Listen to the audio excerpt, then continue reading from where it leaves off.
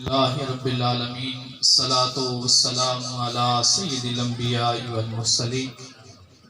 اما بعد فاعوذ باللہ من الشیطان الرجیم بسم اللہ الرحمن الرحیم ان اللہ وملائکتہ یصلون علی النبی یا ایھا الذین آمنوا صلوا علیہ وسلموا تسلیما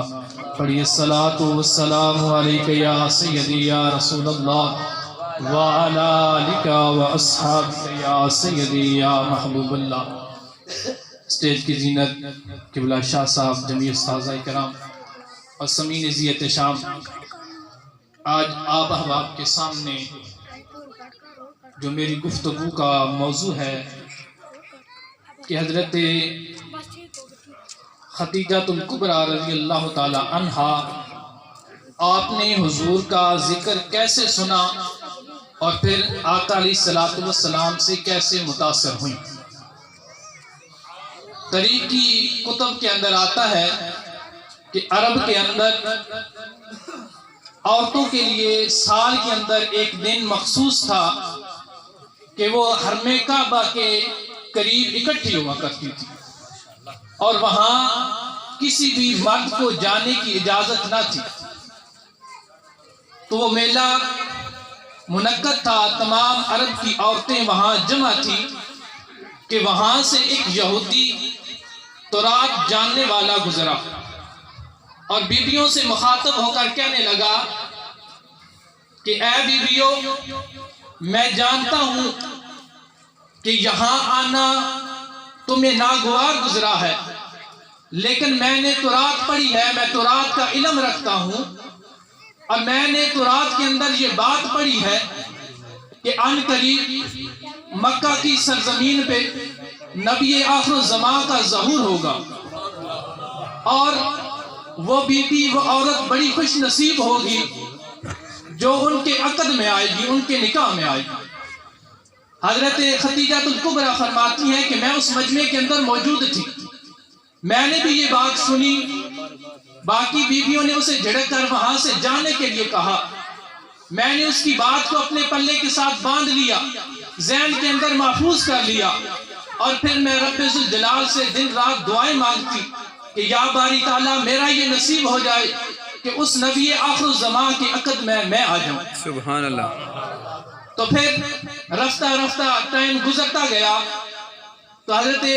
خدیجہ الکبریٰ نبی پاک علیہ السلام کے فضائل سنتی، آپ کی سیرت کو سنتی،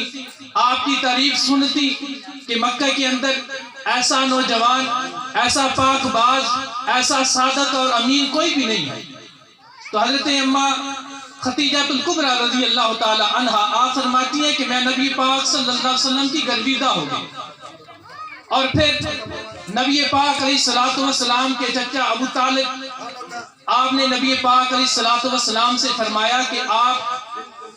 سامان تجارت لے کر شام کی طرف جائیں، بڑا منافع حاصل ہوگا۔ تو نبی پاک علیہ السلام نے فرمایا کہ چچا جان، میں کسی کے سامنے نہیں جاؤں گا، اگر رب نے میرا نصیب لکھا ہے تو مجھے ضرور ملے گا۔ تو حضرت خدیجہ الکبریٰ اپنی خادمہ کو بھیجتی ہیں کہ نبی پاک علیہ السلام میرا سامان جو ہے وہ شام کی طرف لے کر جائیں۔ تو نبی پاک علیہ السلام نے یہ دعوت قبول فرمائی اور حضرت خدیجہ الکبریٰ رضی اللہ تعالی عنہا آپ نے اپنے غلام میسرہ کو آپ کے ساتھ کر دیا اور میسرہ کو 3 نصیحتیں کی، 3 باتیں بتائیں کہ ان پہ تو نے عمل کرنا ہے۔ پہلی بات یہ بتائی کہ نبی پاک علیہ السلام کو غور سے دیکھنا ہے، آپ کا ہر عمل، آپ کا اٹھنا بیٹھنا، سارے معمولات مجھے دیکھ کر بتانے ہیں۔ اور دوسری یہ کہ نبی پاک علیہ السلام کی رائے سے اختلاف نہ کرنا، جو نبی پاک علیہ السلام ارشاد فرماتے ہیں وہ کام کر گزرنا۔ اور تیسری یہ فرمائی کہ ہر حال میں نبی پاک علیہ السلام کی خدمت کرنا۔ نبی پاک علیہ السلام جب سامان لے کر جاتے ہیں تو حضرت میسرہ فرماتے ہیں کہ میں نے نبی پاک علیہ السلام کے ہر عمل کو دیکھا اور میں نبی پاک علیہ السلام کا گرویدہ ہو گیا۔ اور جب ہم منڈی کے اندر پہنچے تو لوگ قسمیں اٹھا اٹھا کر سامان بیچ رہے تھے، تو نبی پاک علیہ الصلوۃ والسلام نے فرمایا کہ میں قسم اٹھا کر سامان بیچنے والا نہیں ہوں، جس نے لینا ہے وہ میرے پاس آئے گا۔ تو کہتے ہیں کہ منڈی کے اندر جتنے گاہک تھے، جتنے سامان خریدنے والے تھے، وہ نبی پاک علیہ الصلوۃ والسلام کے گرد اکٹھا ہو گئے،